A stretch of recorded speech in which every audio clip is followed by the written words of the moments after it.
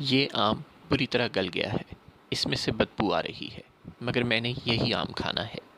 وہ بہت بے رحم اور ظالم ہے، اس نے مجھے بہت مارا ہے۔ تم مجھ سے کوئی بات نہ کرنا، کوئی واسطہ نہ رکھنا، مگر میں اس سے پیار، محبت اور گفت و شنید جاری رکھوں گا۔ اس راستے پر چلنے سے ہم اندھے کنویں میں جا گریں گے، لہٰذا ہم اسی راستے پر چلیں گے۔ اس کی بہت پیار اور محبت سے پرورش کرو تاکہ جب وہ جوان ہو جائے تو ہم اس کو مارنے کی کوششیں شروع کر سکیں۔ کیا واقعی اس دنیا میں کوئی ایسی حرکتیں کرتا ہے؟ جی، ایسا ریاست پاکستان کرتی ہے اور بار بار کرتی ہے۔ بسم اللہ الرحمن الرحیم۔ ناظرین اکرام، السلام علیکم۔ پہلے ہم طالبان بناتے ہیں، پھر ان کے خلاف آپریشن کرتے ہیں، پھر ناکام ہو جاتے ہیں اور مذاکرات شروع کرتے ہیں۔ پہلے ہم سندھ میں پی پی کا زور توڑنے کے لیے ایم کیو ایم کی پرورش کرتے ہیں، جب وہ پل کر جوان ہو جاتی ہے تو ہم اس کے خلاف آپریشن شروع کر دیتے ہیں۔ پہلے ہم پنجاب سے پی پی کا زور توڑنے کے لیے آئی جے آئی بناتے ہیں، پھر اس میں سے نون لیگ نکالتے ہیں، اور پھر اس نون لیگ کا زور توڑنے کے لیے ٹی ایل پی بناتے ہیں، اور پھر اس ٹی ایل پی سے معاہدے کرتے ہیں، پھر ان معاہدوں پر عمل درآمد کے نقصان سے ڈر کر معاہدے توڑ دیتے ہیں اور ٹی ایل پی پر کریک ڈاؤن شروع کر دیتے ہیں، اسے کالعدم قرار دیتے ہیں، اور پھر اس کی مزاحمت سے ڈر کر دوبارہ معاہدے کر لیتے ہیں۔ آخر ہم کون ہیں اور کیا چاہتے ہیں؟ بلوچوں کی تعداد تھوڑی ہے، یعنی طاقت کم ہے۔ وہ سالوں سے اپنے جائز حقوق مانگ رہے ہیں، مگر ہم نہیں دے رہے، کیونکہ ہم صرف طاقت سے ڈرتے ہیں، مار دھاڑ سے ڈرتے ہیں۔ اگر کسی کے پاس یہ طاقت نہ ہو تو ہم اسے اس کے جائز حقوق بھی دینے پر آمادہ نہیں ہوتے۔ ٹی ٹی پی کے پاس طاقت زیادہ تھی، ہم ان سے اتنا ڈر گئے کہ سوات ان کے حوالے کر دیا۔ مگر جب یہ سمجھ آئی کہ بات یہاں بھی نہیں رکے گی اور سینکڑوں معصوم بچے ان درندوں کے ہاتھوں شہید ہو گئے، تو ہم نے دوبارہ ان کے خلاف آپریشن شروع کر دیا۔ فیض آباد دھرنے کے وقت ہم نے ٹی ایل پی سے معاہدہ کیا، نومبر 20 میں ہم نے ٹی ایل پی سے دوسرا معاہدہ کیا، فروری 21 میں ہم نے ٹی ایل پی سے تیسرا معاہدہ کیا، اور اپریل 21 میں ٹی ایل پی سے چوتھا معاہدہ کیا۔ جب معاہدہ ہی کرنا تھا تو خون خرابہ کیوں کیا؟ جب بات مذاکرات ہی سے حل کرنی تھی تو بندوق کیوں اٹھائی تھی؟ جب بندوق اٹھاتے وقت قوم کو بتایا تھا کہ یہ بہت ظالم ہیں، انہوں نے کئی پولیس اہلکار شہید کر دیے ہیں، کروڑوں کی املاک کا نقصان کر دیا ہے، ان کی باتیں ماننے سے قومی معیشت اور ساکھ کا برا حال ہو جائے گا، تو پھر بعد میں ان کی باتیں مانی کیوں؟ آپ کے کنفیوژن یا خوف کا ملک کے عام آدمی کی ذہنی، نفسیاتی اور عملی زندگی پر کیا اثر پڑ رہا ہے؟ کیا آپ نے کبھی سوچا؟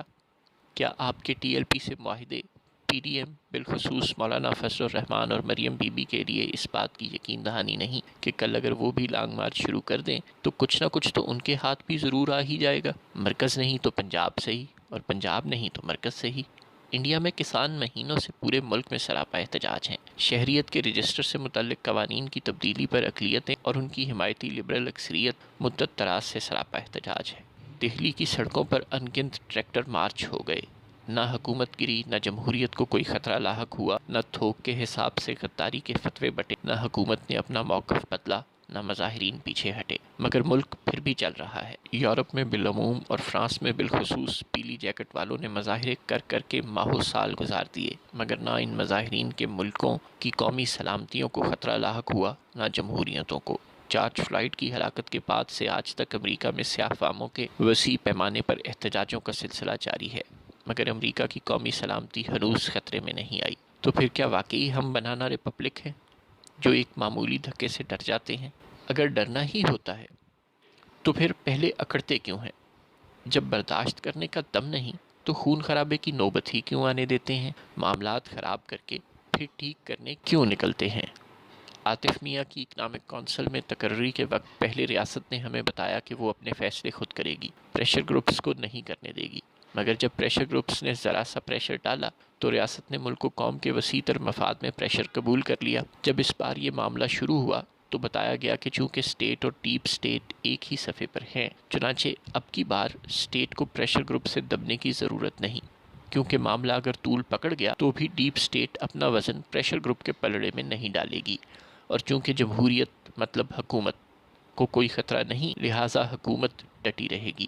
مگر پھر ہوا کیا؟ ابھی شہید پولیس اہلکاروں کا خون گرم ہی تھا کہ اسٹیٹ نے ایک دن پہلے جنہیں کالعدم قرار دیا، اگلے دن پھر ان کے مطالبات ماننے شروع کر دیے۔ گویا عام آدمی تو پھر یہی سمجھے نا کہ صفحہ ایک ہو یا نہ، ریاست کا مزاج بدلنے والا نہیں۔ بنگالی نہتے اور اکیلے تھے تو گولی چلی۔ سرحد پار سے بندوقوں والے ان کی مدد کو در آئے تو ہم نے شکست تسلیم کر لی۔ احتجاج کرنے والے غریب اور تہی دست ہزارہ شہداء کے لواحقین ہوں تو وزیر اعظم کہے گا کہ وہ اسے بلیک میل کر رہے ہیں، اور اگر احتجاج کرنے والے متعدد پولیس اہلکاروں کو شہید کر دیں گے، قومی اور نجی املاک کو توڑ پھوڑ دیں گے، جلا دیں گے، تو وزیر اعظم کہے گا ٹھیک ہے، میں مذاکرات کرنے مطلب بلیک میل ہونے کے لیے تیار ہوں۔ واہ، انصاف زندہ باد، پاکستان تحریک انصاف زندہ باد۔ ہسپتال اور یونیورسٹیاں بنانے والا اور سپورٹس مین اسپرٹ کا پرچارک عمران خان زندہ باد۔ ایک صفحے والے پنڈی اور اسلام آباد زندہ باد۔ السلام علیکم۔